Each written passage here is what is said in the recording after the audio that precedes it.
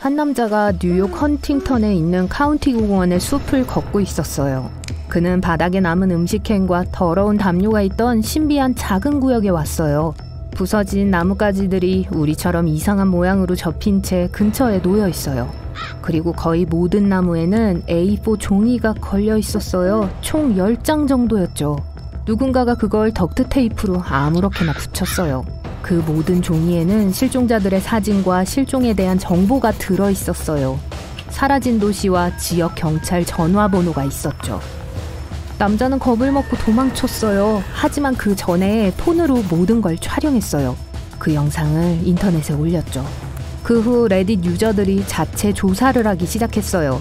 알고 보니 포스터에 얼굴이 찍힌 사람들 모두 진짜로 실종된 거였어요.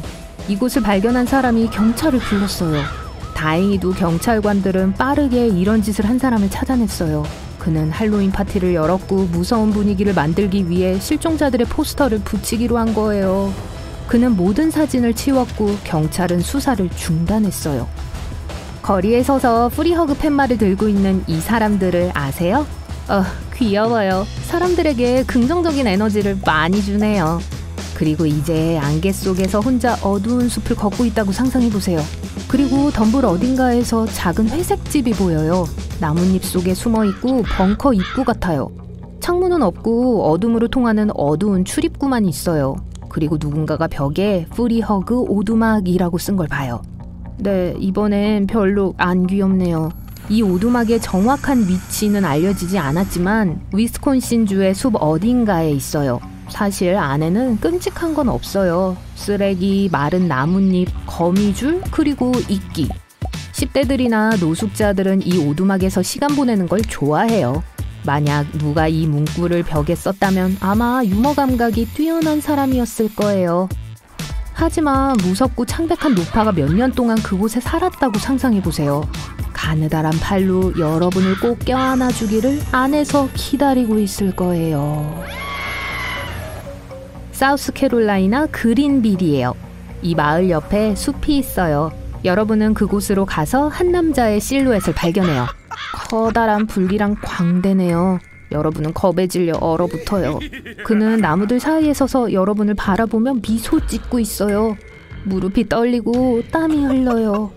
광대가 손을 들어 손가락으로 여러분에게 손짓해요. 여러분이 가지 않자 광대는 슬픈 표정을 지어요. 그러다가 주머니에서 약간의 돈을 꺼내 보여주네요. 마침내 여러분은 몸을 통제해서 가능한 한 빨리 숲에서 도망쳐요. 제일 무서운 건 그린빌 숲에 그런 광대가 여럿 있다는 거예요. 많은 현지인들은 그들이 녹색 레이저 포인터로 사람들의 관심을 끌면서 나무 사이를 걷는 걸 봤어요. 다행히도 주민들은 그들에게 접근하는 대신 경찰서로 갔어요. 광대들은 숲속에 버려진 집으로 사람들을 불렀어요. 경찰관들이 그 건물을 수색했지만 수상한 건 발견하지 못했어요. 그럼에도 현지인들은 숲을 피해요.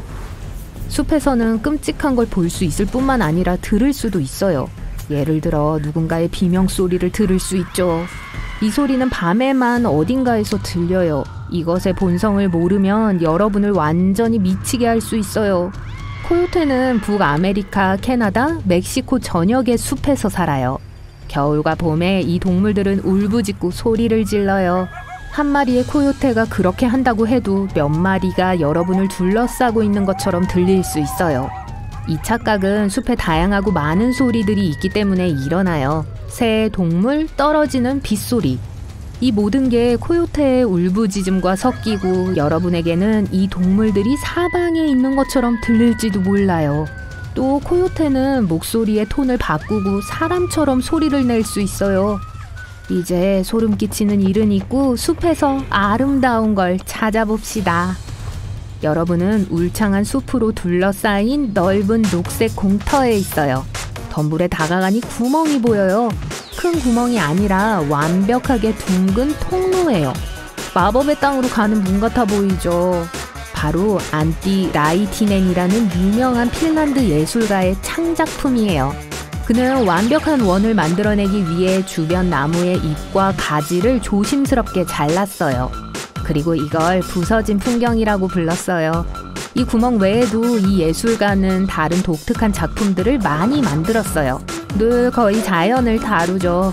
그는 잎이 없는 나무의 무성한 가지에 태양과 비슷한 작은 원을 만들었어요. 그걸 보러 전 세계를 여행할 필요는 없어요. 인터넷에서 작가의 거의 모든 작품 사진을 볼 수 있어요.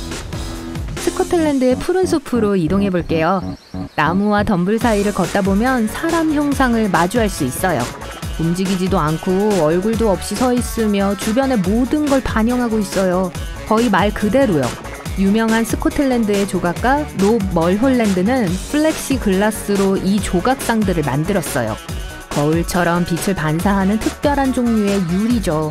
6개의 조각품이 커다란 설치물을 구성해요. 각각의 형상은 다른 포즈를 취하고 있어요. 그것들은 나무, 덤불, 그리고 풀을 반영해 숲과 어우러져요. 여름에 모든 게 피어날 때 이 형상들은 아름다워요. 하지만 이른 봄이나 늦가을에는 잿빛과 생기 없는 모습만 반영하고 있어서 꽤 섬뜩해 보이죠. 조각가는 인류가 자연과 더 연결되어 있던 오래전 숲에 살았던 사람들의 흔적을 보여주고 싶었어요. 그 당시 생존은 숲과 수확의 상태에 심하게 좌우됐었죠. 그리고 이 조각상들은 숲과의 일치를 보여줘요. 일본 남쪽에 멋진 숲이 있어요. 거기엔 이상한 건 없어요. 그 자체가 이상해요. 높은 곳에서 이 숲을 본다면 나무들이 동심원 모양으로 자라고 있는 걸 볼 수 있을 거예요. 몇몇 그루가 그래요. 이곳의 중심에 가까울수록 나무들이 서로 가까이 서 있어요. 바깥줄에는 나무들이 빽빽하게 자라지 않아요. 이 지역 전체가 전 세계의 들판에 있는 미스테리 서클의 무늬를 닮았어요. 하지만 이건 자연적인 이상이 아니라 인간 개입의 결과예요.